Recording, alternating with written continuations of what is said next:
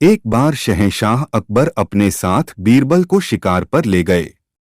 उनके साथ सेना की एक टुकड़ी और कुछ सेवक भी थे। शिकार करके कुछ एक दिनों में अकबर लौटने लगे।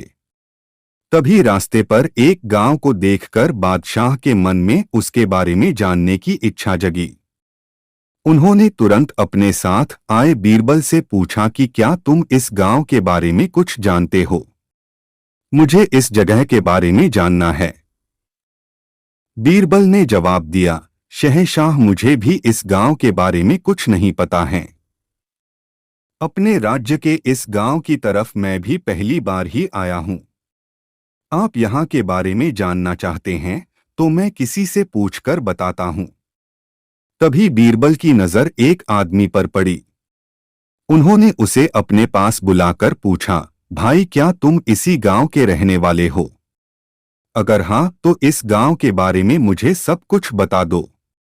यहाँ सब बढ़िया तो चल रहा है ना? वो आदमी बीरबल के सवालों का जवाब दे ही रहा था कि उसकी नजर बादशाह पर पड़ गई। उसने उन्हें पहचान लिया। फिर बोला कि साहब, आप लोगों के राज में यहाँ कुछ खराब कैसे हो सकता है? यहाँ सब कुछ बढ़िया है। तब बादशाह ने उससे पूछा, तुम्हारा नाम क्या है? उस व्यक्ति ने जवाब में कहा, मेरा नाम गंगा है। बादशाह फिर बोले, पिता का नाम? जवाब मिला, जमुना।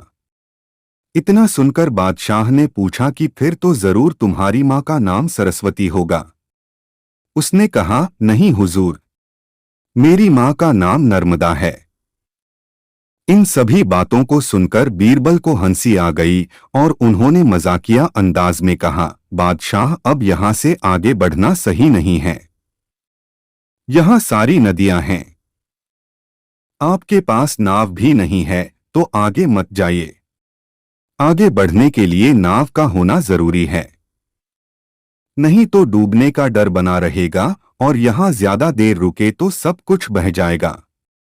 बीरबल की यह बात सुनकर बादशाह को भी जोर से हंसी आ गई। वो व्यक्ति भी बीरबल का मजाक सुनकर मुस्कुराते हुए वहां से चला गया।